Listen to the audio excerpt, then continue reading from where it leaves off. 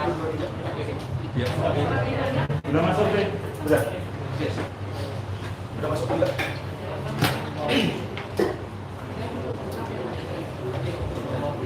Selamat siang semuanya. Assalamualaikum warahmatullahi wabarakatuh. Selamat siang, salam sejahtera bagi kita semua. Om Swastiastu, Namo Buddhaya.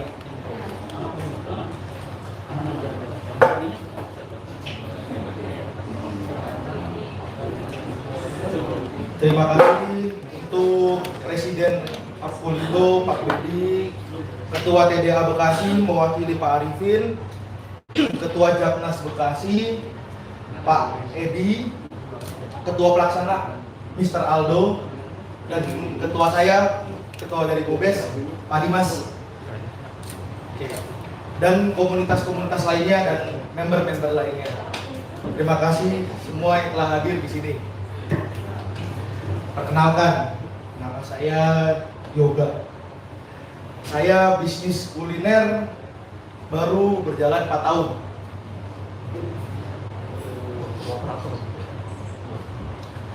Saya lulusan 2013. Setelah 2013, bisnis yang pertama kali saya terjun adalah toko bahan bangunan. Karena punya background bisnis dari orang tua, toko bahan bangunan. Baik lagi. Lalu mulai berani buat bisnis F&B di tahun 2016, sekitar 4 tahun dulu. Boleh next. Terus, nah ini next boleh sekali lagi. Ini bisnis pertama saya 2016, master opang. Karena saya dan istri hobi cari makan, terutamanya pinggiran, roti bakar, pisang bakar, warkop. Ini 2016, masih zamannya pet dulu. Belum ada Instagram, belum ada Facebook. Cuman mungkin baru-baru mulai. Facebook juga belum ada ads, belum ada apa. Kita baru mulai bisa iklan di pet store.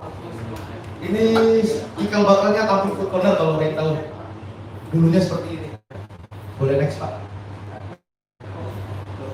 Yang kedua, saya juga main bazar di mall. Cuman agak mahal harganya. Cuma 1 minggu doang kita ikut bazar di mall, itu sewanya aja udah 7,5 juta per 3 hari.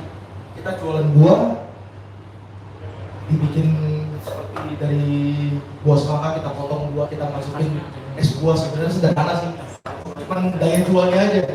Kita jual porsi 55.000 buat tutupin fix cost-nya 3 hari 7,5 juta. Itu juga masih sendiri, masih belajar juga. Cuma tahan ikut-ikut bazar 3-4 kali karena nggak kuat biaya sewanya. Boleh Pak, next. Sekali lagi. Sampai akhirnya terbentuklah PT. Ini brand saya. Nama PT-nya Yatim Fokus Sejahtera. Ada masker kepal. Siapa yang jualan kepal dulu?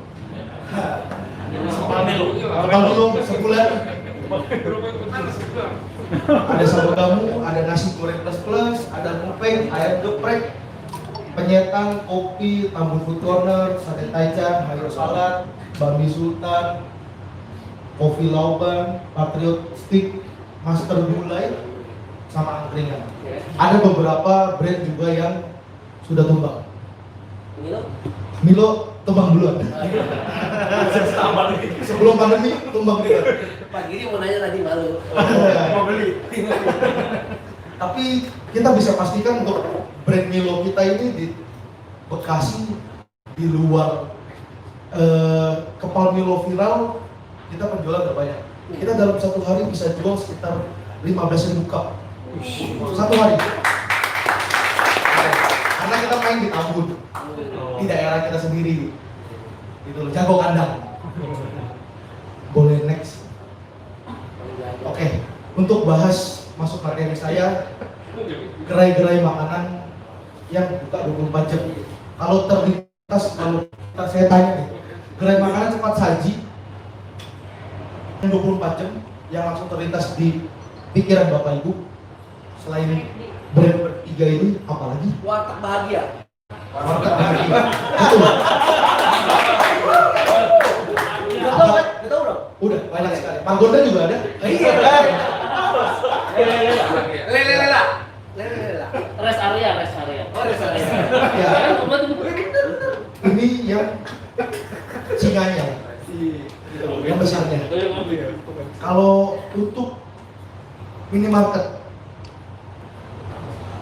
yang pertama kali terlintas bernama Alfamidi, yang lain boleh next Pak. Indomaret dan Alfa. Ya, mereka pemegang pasar sejauh ini. Dari 100% kuota, lawan-lawannya cuma warung-warung kecil yang 24 jam. Boleh next. Kalau apotik K24 sebelumnya ada Kimia Farma buat memutuskan main di luar, buat stand alone sendiri di luar mall. Dia satu-satunya sementara. Tapi karena pasarnya besar, banyak gerai-gerai K24 yang mulai bermunculan lagi, buat kompetitornya berpikir lebih kreatif dan ambil pasar yang lebih luas. Selanjutnya, siapa yang suka nyetak? Cetakan 24 jam. Rawamangun, Senen, Benhil paling banyak buat mahasiswa. Gitu. Dan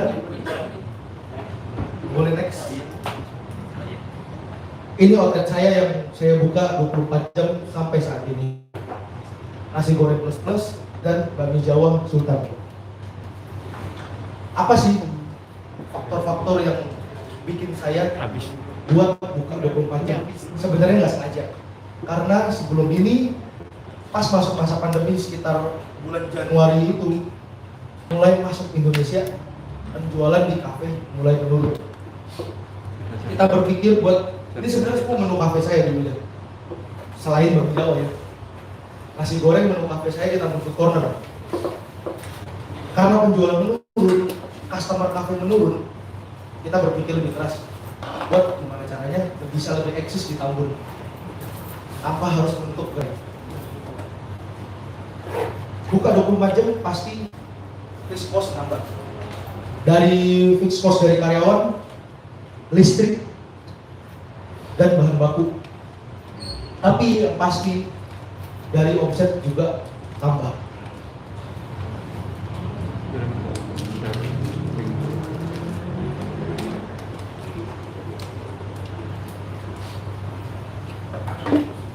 Apa aja faktor-faktor pendukung yang harus kita siapkan buat kita buka 24 jam dibanding kita buka hanya 1 atau 2 shift.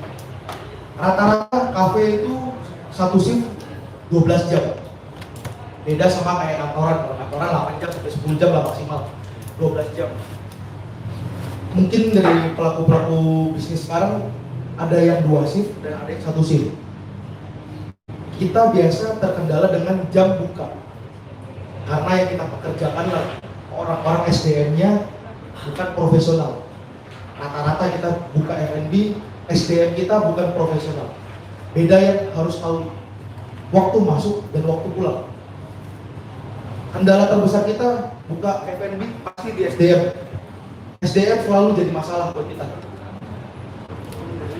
Kalau kita buka 24 jam, toko kita nggak pernah tutup dan toko kita nggak pernah buka. Jalan begitu terus.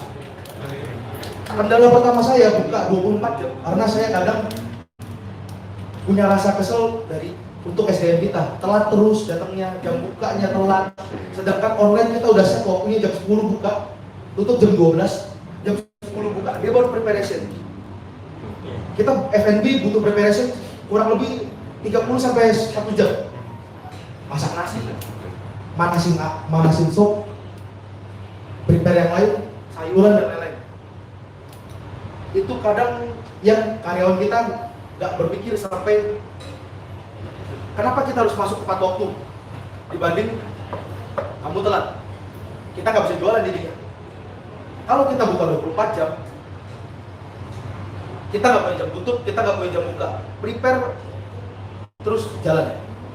Di saat stok habis, di saat barang habis, prepare tetap jalan. Cuman kita butuh beberapa bagian yang untuk ngurusin stok dan preparation gitu.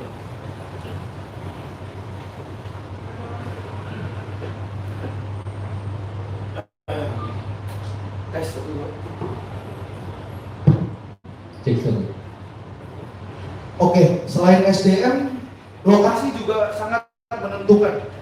Buat di mana sih store-store yang bisa buka 24 jam dan yang mana yang tidak bisa buka 24 jam. Contohnya jalur utama, padat penduduk, jangan cari yang dalam perumahan di jam 9, jam 10 sudah tidur semua orangnya, nggak ada yang order. Kita cari biasanya di 0 km jalan raya. Itu kita bisa pastiin itu ramai. Asal outlet kamu 0 km dari jalan raya. Jalan utama banyak masuk perumahan, banyak padat penduduk.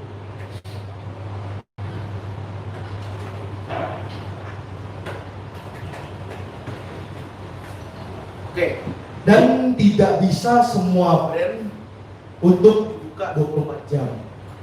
Hanya beberapa spesifikasi, beberapa brand, nggak semuanya bisa 24 jam.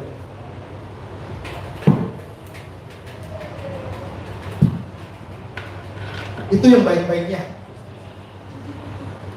Kekurangannya di SDM. Di saat SDM kita ngepas, kita punya 3 shift atau 2 shift, pas buka 24 jam, kita nggak boleh backup orang. Ya, betul. Cuman yang harus diperhatiin, setidaknya owner bisa turun langsung tanpa kita mengharapkan karyawan. Di saat karyawan kita nggak masuk, kita turun langsung. 1 bulan pertama saya buka 24 jam, saya buka pagi sendiri, masak nasi goreng sendiri. Karena kalau kita pikirin buat yang shift 3 yang ngelong, pasti jam ramenya kita bakal turun lagi. Gitu. Kita harus pikirin sirkulasi karyawan kita juga. Gimana cara kita buat manage mereka. Kita bisnis F&B itu yang paling susah manage manusianya. Sistem udah ada, cuman manusianya nggak bisa diatur. Beda sama robot. Robot diatur, tetap bisa diatur. Kita yang atur kemauan mereka. F&B paling susah, manage manusia. Makanya kalau kita ketemu kayak pedagang gorengan di jalan, pedagang kaki lima, kita jangan selalu bilang mereka nggak bisa kerja. Mereka bisa kerja. Justru di lapangan itu lebih banyak ketemu masalah. Kita tahu mereka ketemu dengan preman, tukang parkir, minta-minta, yang lain. Justru orang yang nggak berpengalaman dalam bisnis F&B atau orang yang belum pernah kerja di bisnis F&B itu kita lebih susah ngaturnya dibanding kita terima orang yang pernah kerja jualan gorengan atau jualan kaki. Lebih gampang ngaturnya. Dari segi bahan baku juga kita buka 24 jam, biasanya kita punya stok. Misalnya kayak bakso, kita punya stok kalau jam 10 mendekati jam closing masih ada sisa. Atau kita biasa jual rice bowl atau warung warteg, kita punya sisa. Kalau kita punya jam tutup, otomatis sisa itu entah kita tahu bawa pulang atau kita bagiin ke karyawan. Setidaknya kalau kita buka 24 jam, stok barang itu tetap akan berjalan. Seenggaknya bisa kejual deh. Gitu. Trik yang kedua, jangan jualan dine-in only. Kita manfaatkan media yang ada sekarang. GoFood dan GrabFood.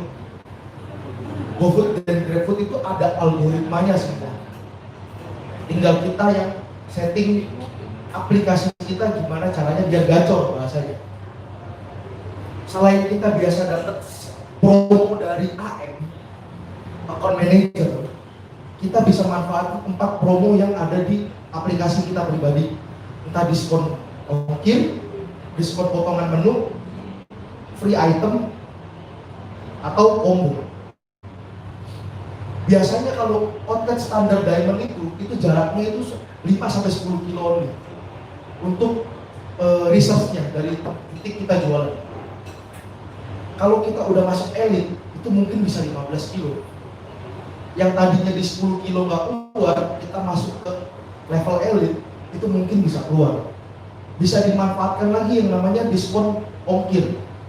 Kamu gedein diskon ongkir 15.000, tapi dengan pembelanjaan 80.000 atau 90.000, otomatis jarak yang tadinya ketahan di 15 kilo itu bisa kedorong sampai 20 kilo karena diskon ongkir. Karena makin jauh customer beli, ongkir lebih tinggi. Di saat itu mereka bisa kena diskon 15.000 yang kalian buat.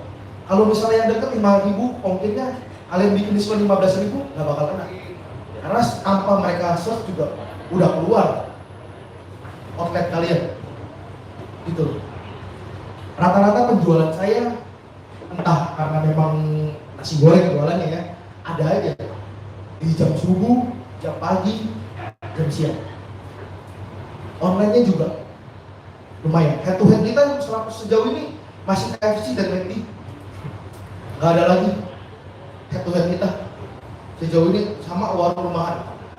Tapi kadang-kadang warung rumahan banyak driver yang selalu ngeluh, kita sampai kita dapat orderannya, barangnya nggak ada. Kadang memang tokonya buka, tapi sampai rumah kayak ghost kitchen, barangnya nggak ada. Otomatis rating mereka bakal turun, sama insight-nya nggak bakal bagus sampai naik ke halaman utama. Kalau penjualan GrabFood sama GoFood-nya bagus di jam-jam tertentu, tanpa harus kita iklan, tanpa harus kita banyakin promo, tetap akan keluar di halaman utama. Kuncinya cuma satu, ikut semua promo AM. Kalau kita cuma main 4 promo di aplikasi, itu tetap agak sulit untuk menaikkan penjualan kita di online. Sampai sini ada yang mau ditanya?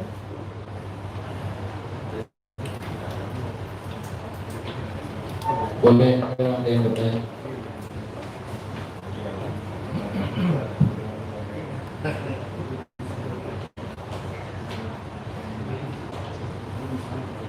Oke, terima kasih untuk kesempatannya. Nama saya Pak Pri. Menarik yang barusan dikemukakan, kita ikut semua promo yang masih.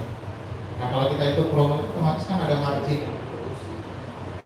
Untuk margin disiapin di angka berapa persen sehingga kita bisa ikut promo-promo daerah. Oke, terima kasih Mas. Kalau untuk bicara margin dan COGS di saat kita ikut promo, gimana caranya kita bisa hitung dari margin itu sebagian kita sisihkan memang untuk promo. Dibanding kita promo di Instagram, promo di Facebook, lebih baik kita promo di aplikasi kita sendiri. Karena orderan itu buat kita dan untuk aplikasi kita sendiri juga. Misalnya kamu marginnya 5.000, kamu turunin diskon promo ongkir 2.500, atau diskon item beli 2 makanan dapat free minum, bisa juga. Gimana caranya kita meningkatkan penjualan kita dulu di online. Setidaknya di saat dine-in-nya sepi, di saat store-nya sepi, online masih berkoordinasi buat bantu omset kita.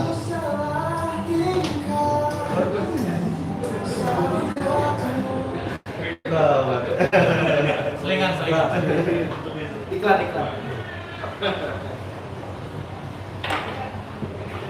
Dari segi online, selain itu kita juga bisa manage produk kita gimana caranya lebih menjual dibanding produk lain. Nasi goreng di jalan banyak, gerobakan banyak, tapi gimana caranya kita manage produk kita buat lebih disukai dan lebih dibeli sama konsumen, entah dari packaging, entah dari rasa, entah dari segi sosial media. Gimana caranya ini lebih menarik dari yang lain. Setelah itu baru kita blast lagi di Instagram, Facebook, atau di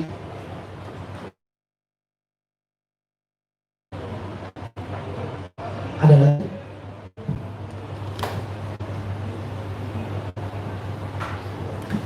Selamat siang semuanya. Saya dari Bogor. Saya mau menanyakan tentang untuk outlet yang open ke satu pertanyaan gimana kita cara menjaga makanan tersebut supaya kualitasnya tetap terjaga dengan kalau di dunia F&B itu ada yang namanya set type untuk si makanan atau minuman tersebut. Apakah itu di kita dari berbentuk kita bisa di towing misalkan. Nah itu untuk menjaganya tersebut supaya tetap segar. 24 hours kan tidak sebentar gitu. Nah pertanyaannya gimana caranya untuk menjaga kualitas si barang tersebut apabila tidak terjual atau misalkan tidak keluar, apakah masuk ke chiller atau freezer? Terima kasih. Satu lagi supaya tidak masuk ke ranah Terima kasih. Ya, arah barang itu sampai kapan bisa bertahan? Buka 24 jam.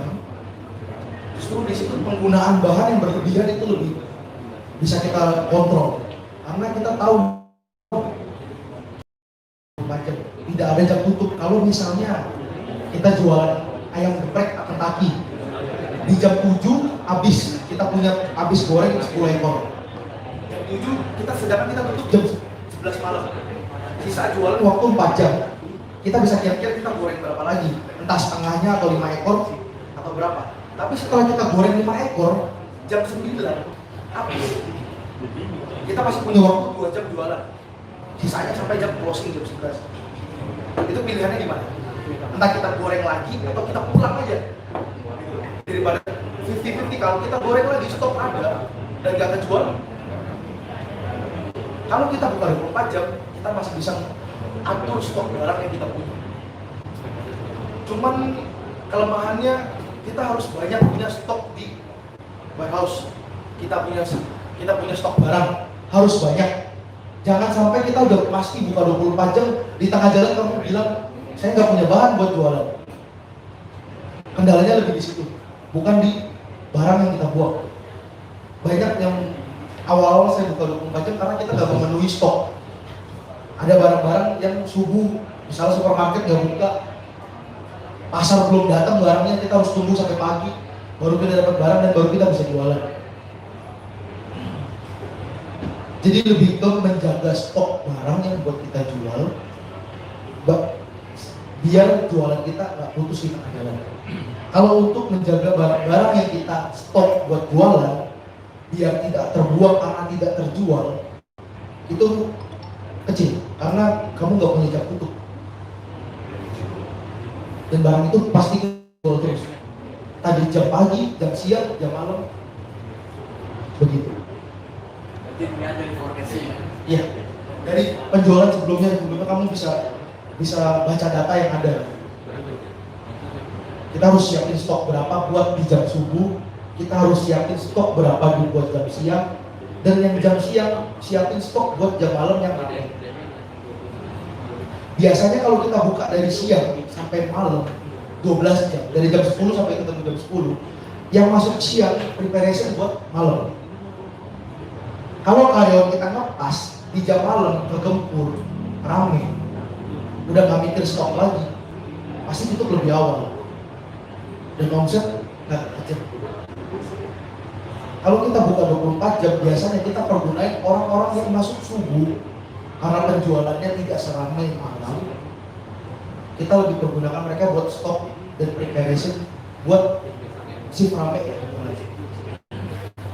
Jadi yang shift rame kita bisa kurangi juga jumlah pegawai kita yang tadinya kita buat masak dan buat waiters 2+2 dan +2 yang buat prepare, jadi 6 orang. Prepare itu kita masukin di jam subuh buat biar bisa jualan juga, dapat juga omsetnya.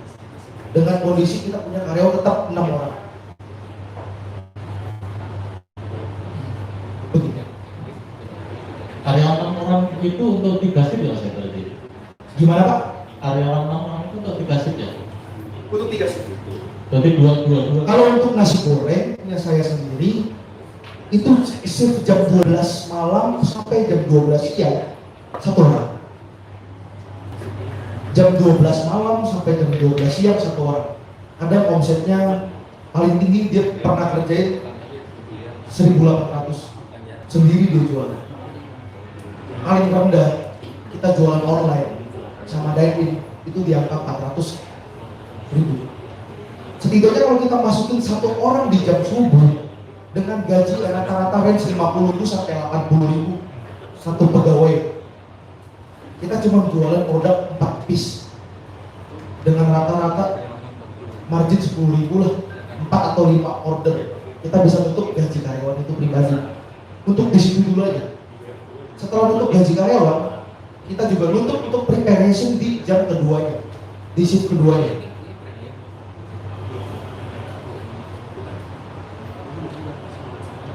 Tapi nggak semuanya bisa sendiri. Beda cerita dengan Bami Jawa saya. Bami Jawa saya dari kasir sama tempat masak itu agak jauh. Karena jumlah seat duduknya itu 10 meja. Kalau nasi goreng ini rata-rata seatnya cuma 4 sampai 6 meja. Karena dia bisa bikin, dia plating, dia bikin minum sambil antar masih bisa. Tergantung kondisi resto kalian sama kafe. Bisa nggak dimainin 1 atau 2 orang? Tapi ada beberapa resto yang sengaja tutup buat dine-in, dia biasakan cuma 1 orang buat mengejar omset online-nya aja. Sengaja buat tidak punya tempat seperti ini, tapi tidak bisa makan di tempat, tapi buka untuk online dan take away. Sambil pegawainya itu buat prepare di shift berikutnya.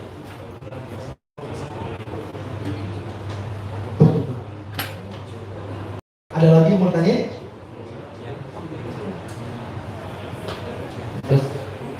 Masih ada lagi?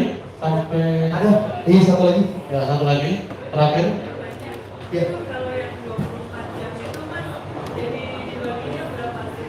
Per shiftnya itu karyawan kerja berapa jam? Baik, terima kasih Bu Fiona. Kalau di saya, karyawan kerja rodi sama saya.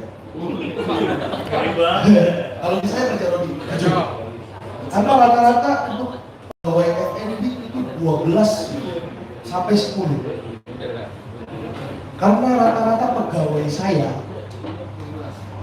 banyak yang nggak lulus sekolah juga. Tim besar saya yang saya bangun dari dulu, rata-rata leader saya kerja 15 jam sehari. Leader saya, kalau di saya satu shift 12 jam untuk gaji yang udah 1,8. Tapi under itu yang baru masuk, baru punya pengenalan, masih belajar, masih belum pernah kerja, lulusan corona, itu 900.000 sampai 1 juta, kita 10 jam. Tapi dapat makan full? Enggak. Enggak. Mereka makan apa? Makan nasi. Dulu saya kasih makan, cuman sekarang nggak, karena udah terlalu banyak, lumayan boncos. Iya, sakit kos betul. Tapi kadang kita kasih makan ke karyawan nggak tahu. Lu boleh makan apa aja di sini. Pas dia makan nasi goreng tambah telur, tambah chicken katsu, tambah ambing, makan lengkap gitu.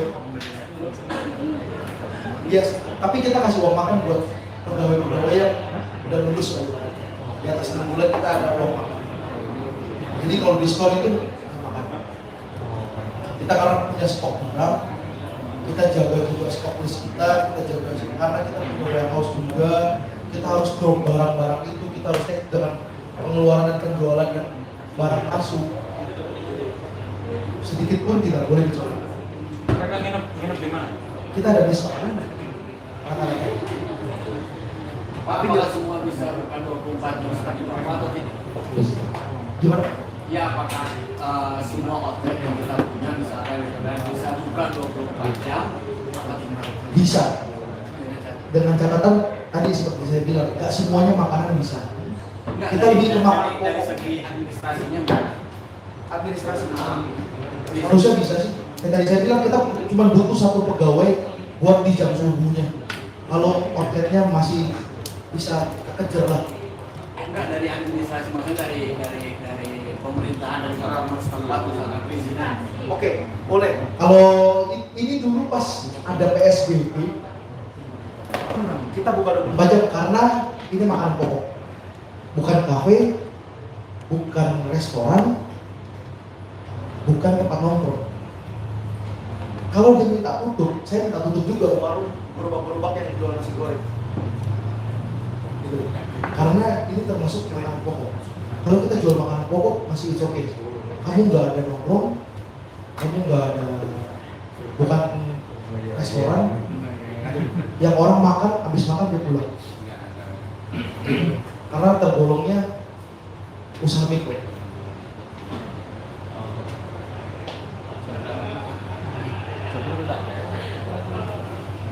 Penambahan waktu berbanding dengan omset seperti apa? Ya, lebih banyak pasti. Kita punya jam buka lebih lama, kita punya jam untuk cari cuan lebih lama, kita punya jam untuk promosi lebih lama, kita punya jam buat jualan lebih lama. Berapa persen penambahan omset? Bisa 50 maksimal. Kalau 100 nggak mungkin, karena pasti lebih ramai di jam malam. Tapi ada lagi.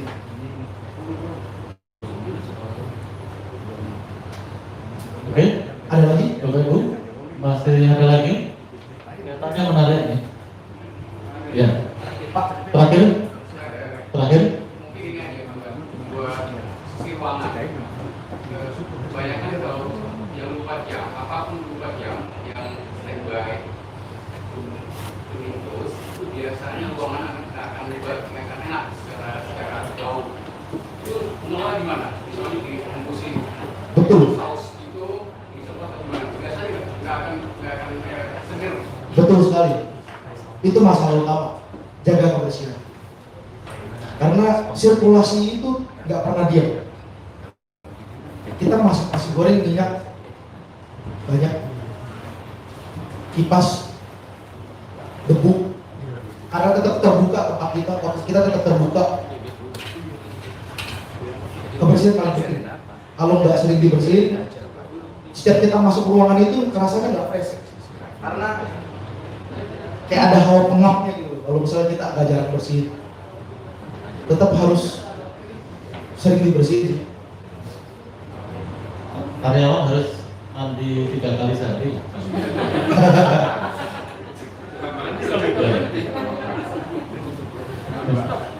Oke Bapak Ibu, terima kasih banyak Mas Yoga. Nanti kalau masih ada pertanyaan lagi boleh WA ke Mas Aldo, nanti akan diteruskan ke Mas Yoga. Kesimpulan saya adalah kalau kita buka warung 24 jam itu sudah dipastikan warungnya tidak akan pernah tutup.